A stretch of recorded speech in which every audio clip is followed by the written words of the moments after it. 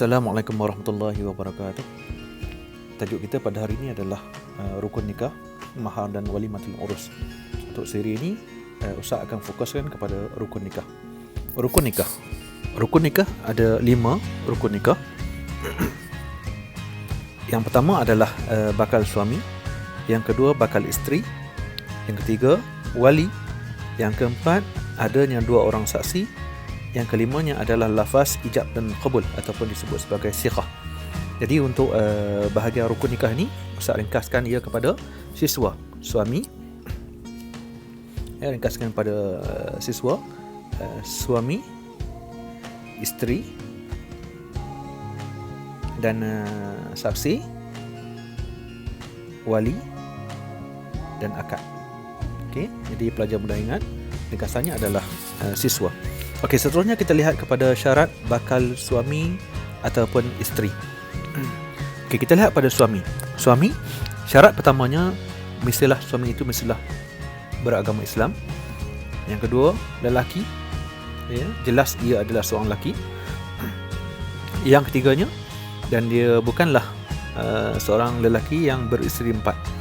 Kalau dia nak berkahwin seorang lagi, dia kena cerai isteri yang salah seorang daripada isteri yang 4 itu, barulah dia boleh kahwin seorang lagi. Okey, kemudiannya adalah bukan berada dalam ihram haji ataupun ihram umrah. Okey, dan yang kelimanya adalah bukan mahram kepada isteri. Kita belajar sebelum ni mahram sama ada dengan sebab keturunan, susuan ataupun persemendaan. Okey. Okey, kemudian melihat kepada isteri pula. Melihat pada isteri ada 6 syarat kepada isteri itu. Yang pertamanya, isteri mestilah beragama Islam, ataupun dia adalah ahli kitab yang beramal dengan kitab Taurat, Zabur, Injil.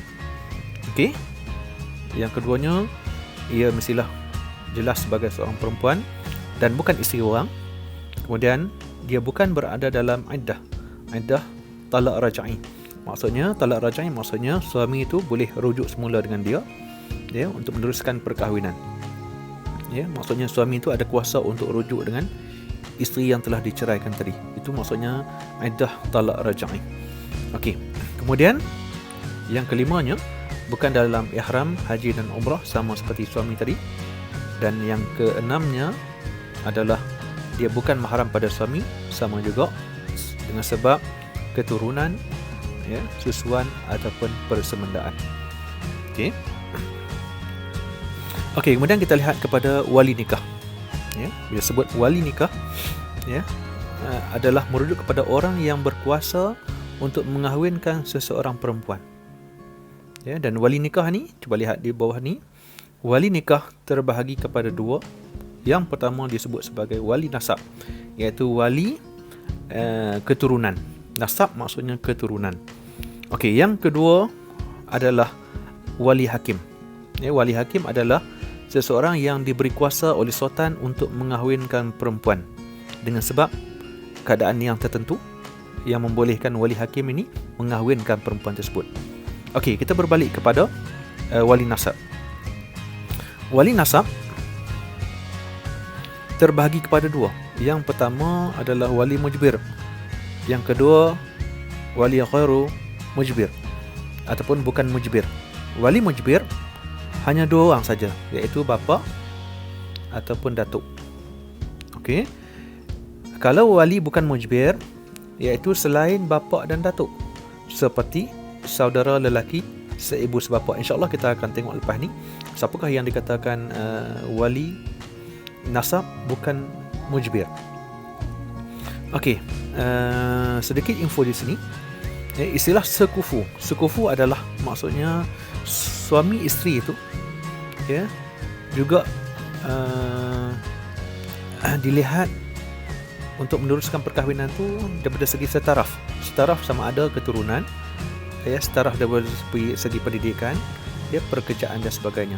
Ini adalah dengan sebab untuk meneruskan kelangsungan perkahwinan agar tidak timbul isu-isu rendah harga diri dan sebagainya. Okey, kemudian kita lihat kepada syarat wali nikah.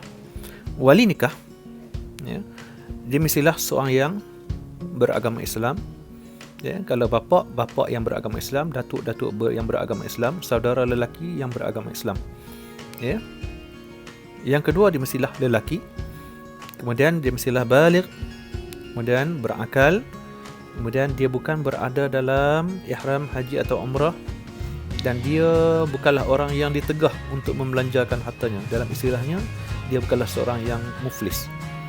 Okey, dan yang terakhir, wali tersebut mestilah seorang yang merdeka. Okey, ada 7 syarat wali nikah. Okey, seterusnya kita lihat kepada susunan wali nikah, mengikut susunan. Okey, sebab apa? Sebab yang terakhir, yang ke-10, insya-Allah kita akan tengok, dia akan jatuh kepada wali hakim. Mula-mula kita tengok siapakah saudara kita yang boleh mewalikan, menjadi wali perkahwinan, yang boleh menikahkan seseorang perempuan. Yang pertamanya adalah bapa. Kalau tak ada bapa, datuk. Dan dua-dua ini disebut sebagai apa tadi? Sebagai wali mujbir. Yang bukan mujbir ini, yang bawah ini adalah bukan wali mujbir. Siapa dia? Kita tengok yang ketiga, iaitu saudara lelaki, maksudnya abang kita atau adik kita yang seibu sebapa. Okey, yang keempat adalah saudara lelaki sebapa.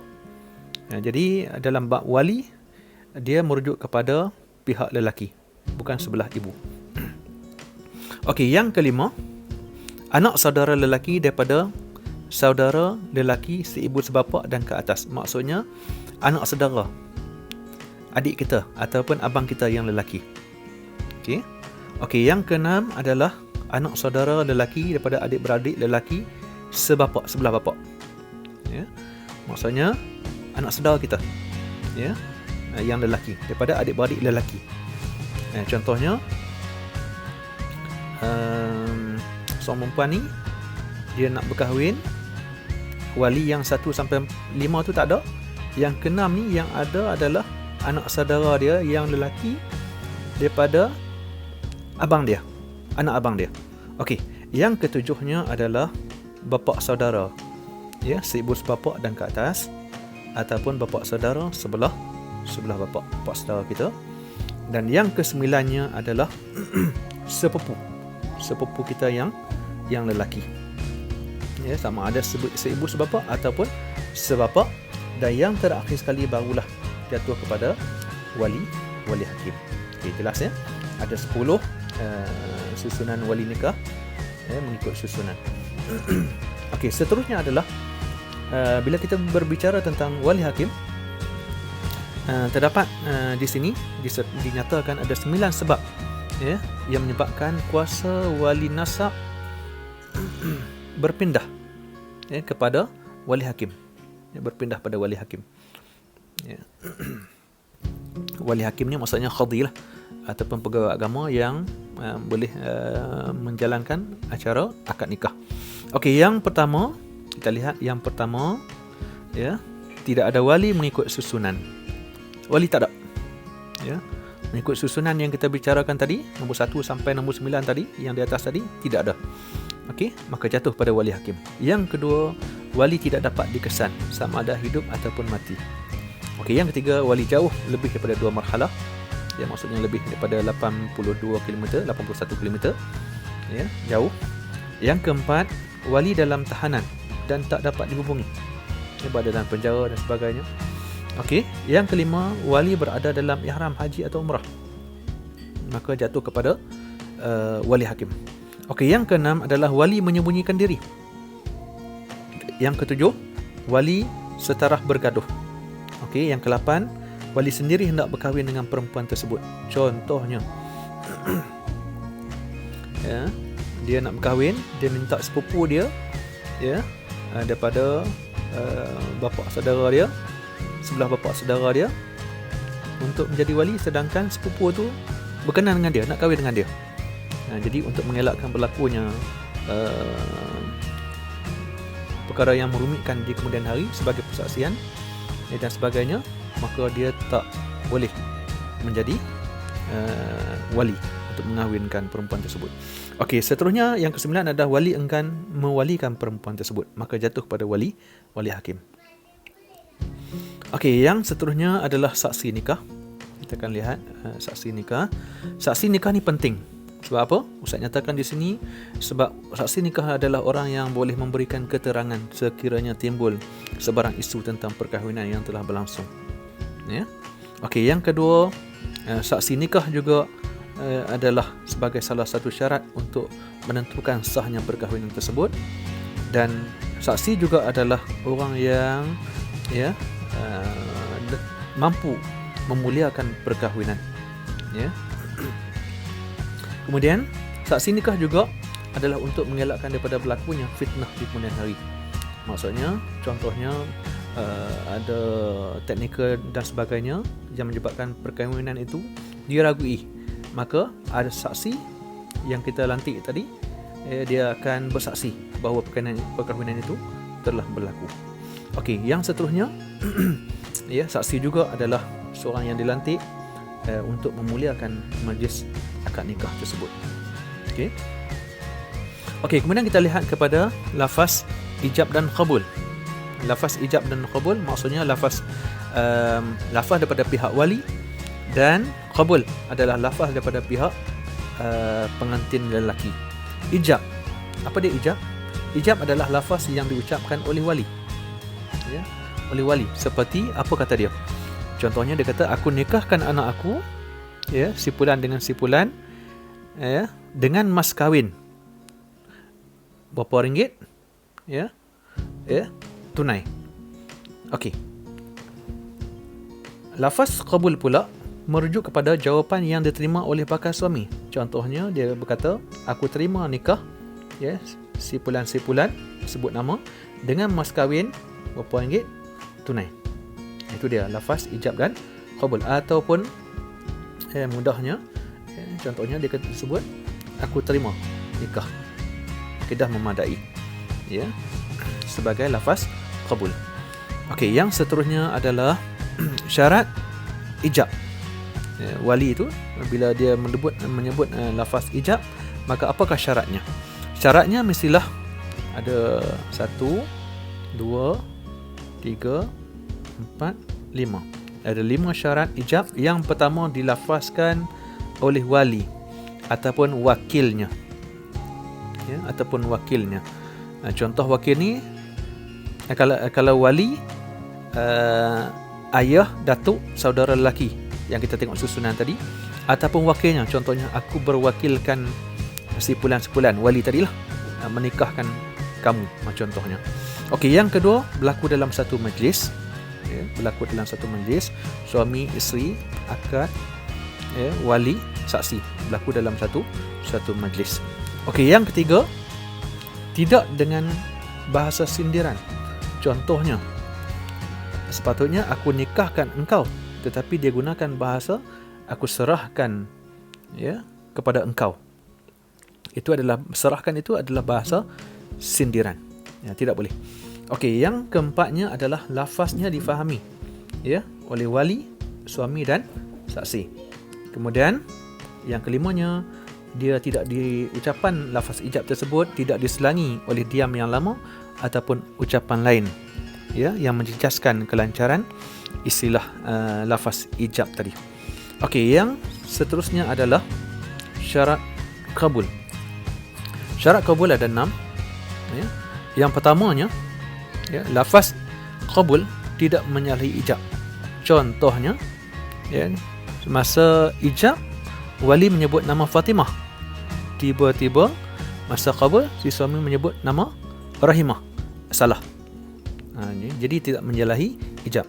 Okey, yang keduanya tidak diselangi dengan diam yang lama. Contohnya setelah wali menyebut lafaz ijab, diam lama baru dia sebut aku terima. Tak boleh. Okey, mesti disambut selepas lafaz ijab, terus disambut lafaz tadi. Okey, yang satunya adalah menyebut nama isteri ataupun bahasa panggilan dia, asal letak nickname dia. Contohnya,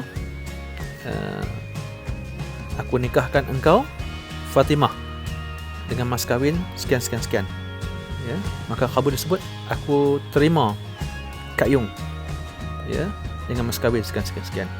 Kak Yung itu merujuk kepada Fatimah tadi. Okey, seterusnya adalah tidak bertaklid. Bertaklid ni maksudnya tidak menyandarkan sesuatu. Contohnya, aku terima sekiranya berlaku perkara demikian, tak boleh.